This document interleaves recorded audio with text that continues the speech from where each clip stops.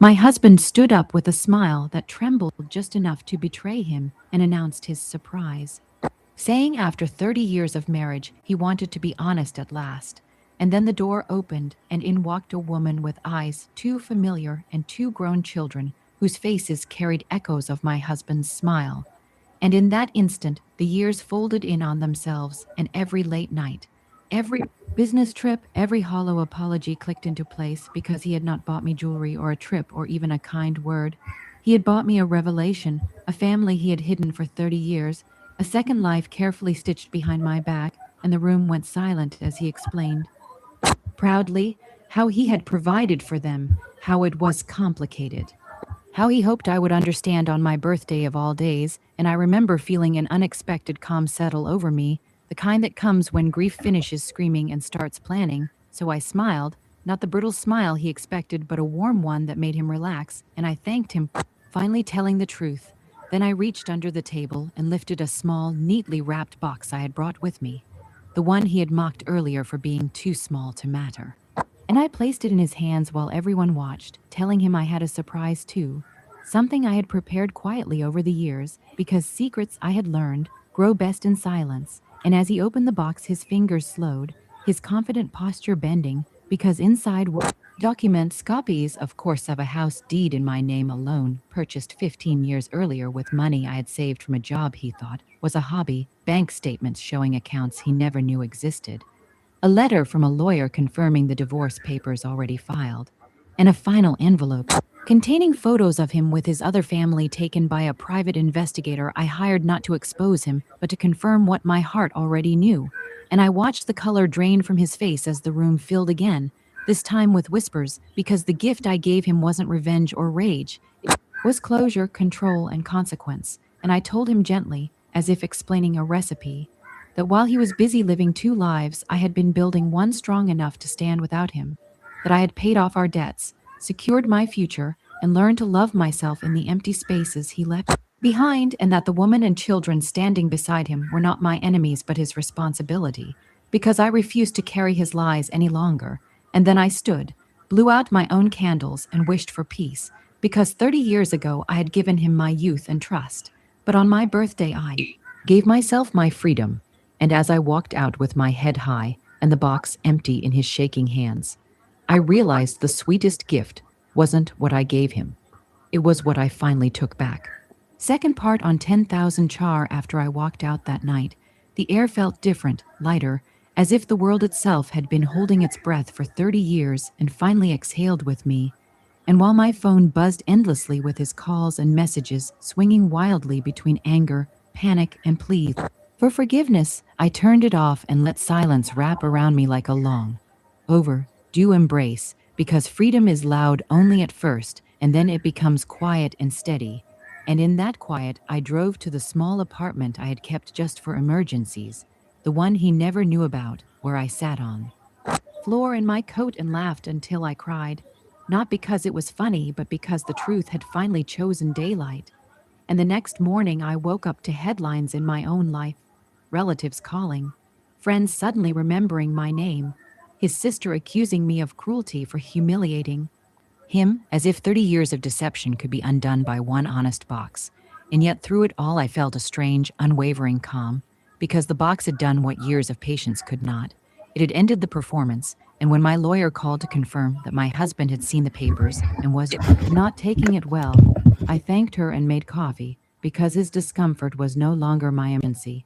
And days later he finally came to see me, standing outside my door like a man who had misplaced his own shadow, insisting we talk. I owed him understanding, insisting that his other family meant nothing compared to us, and I listened without interrupting, noticing how his words still tried to rearrange reality to suit him, until he finished and waited for my collapse, and instead I smiled again, the same calm smile from my birthday, and told him the truth he had avoided his whole life, that love does not survive in compartments, that loyalty is not something you ration between households, and that while he had hidden another family, I had uncovered myself, and that discovery mattered more than his regret. And when he demanded how long I had known, I told him I had known in pieces for years, the unexplained expenses, the birthdays he missed, the way his guilt made him cruel.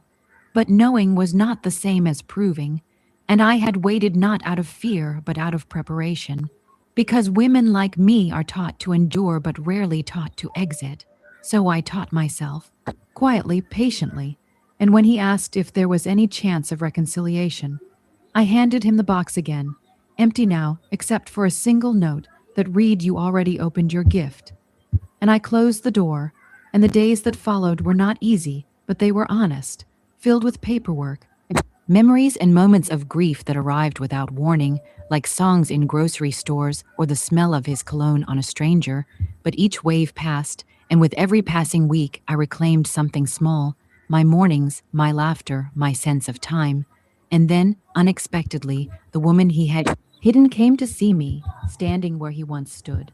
Her eyes tired in a way I recognized, and she didn't come to fight. She came to understand, to ask how I had survived loving a man who split himself in two. And we talked for hours, not as rivals but as witnesses, sharing fragments of the same story told in different rooms. And I realized then that his greatest failure wasn't betrayal alone.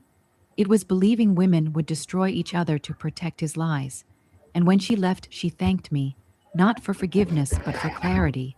And as the divorce moved forward and assets were divided exactly as the law allowed, I felt no urge to gloat, because winning was never the point, ending the illusion was. And on the day the papers were finalized, I bought myself a small cake, lit one candle, and made the same wish I had made on my birthday: that I would never again shrink to make someone else's secrets fit. And as I blew out the flame alone but unafraid, I understood something simple and powerful. He gave me a box of lies for 30 years, but the moment I gave him one back, empty and undeniable, my real life finally began.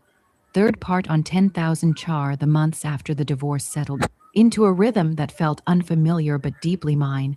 And in that space, I discovered that healing isn't a dramatic moment, but a quiet series of choices made when no one is watching. Choices like rearranging furniture just because I could, eating dinner at odd hours without explaining myself, and sleeping diagonally across the bed as if claiming territory I had once surrendered inch by inch.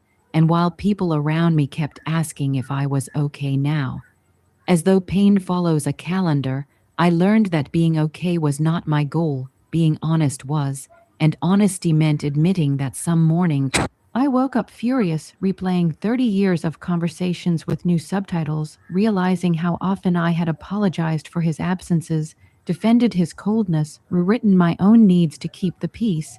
And on those mornings, I didn't shame myself for the anger. I let it sit beside me like a visitor who had earned the right to speak. And then I went on with my day anyway, because progress is not the absence of pain, but the refusal to let it decide your future. And as time passed, I began to notice how differently the world responded to me now that I wasn't carrying his weight. How my voice sounded steadier, how people listened when I spoke, how opportunities appeared when I stopped assuming my role was to support someone else's dreams. And one afternoon, while sorting through old documents, I found a letter I had written to myself years earlier and never sent. A letter full of doubts and quiet hopes, and reading it felt like meeting a younger version of myself across time. A woman who suspected the truth but didn't yet know how strong she would become. And instead of mourning her naivety, I thanked her for surviving long enough to get me here. And then life, as it does, tested the strength when my ex-husband called again months later, not with apologies this time but with bitterness, telling me his other family had left him, that his children barely spoke to him, that he had lost everything.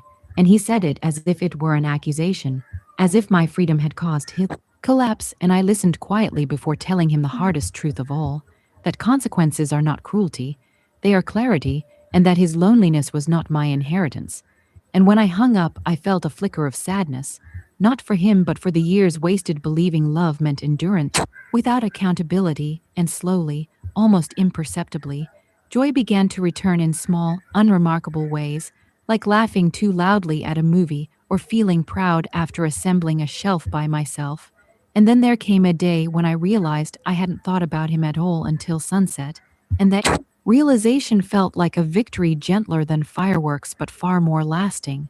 And when my next birthday arrived, I celebrated differently, inviting only people who had known my silence and stayed, placing no expectations on the day except presents.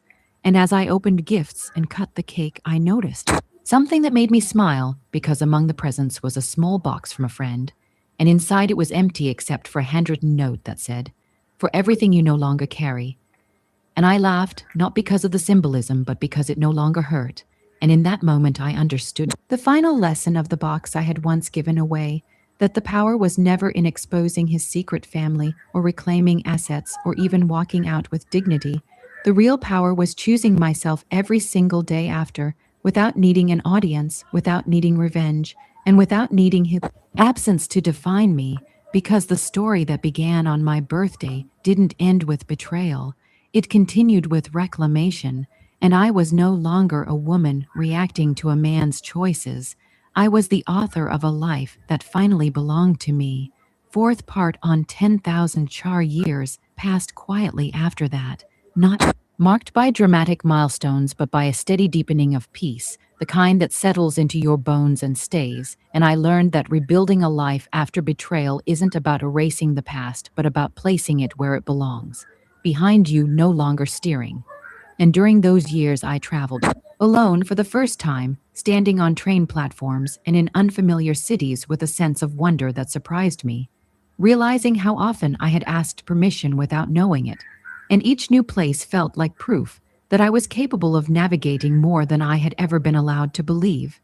And back home, I expanded my work, turning what had once been dismissed as a hobby into a thriving source of income, not out of spite but out of joy, because independence tastes sweeter when it's earned quietly.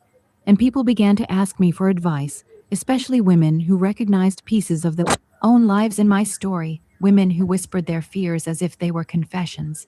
And I never told them what to do. I only told them the truth. That clarity is painful, but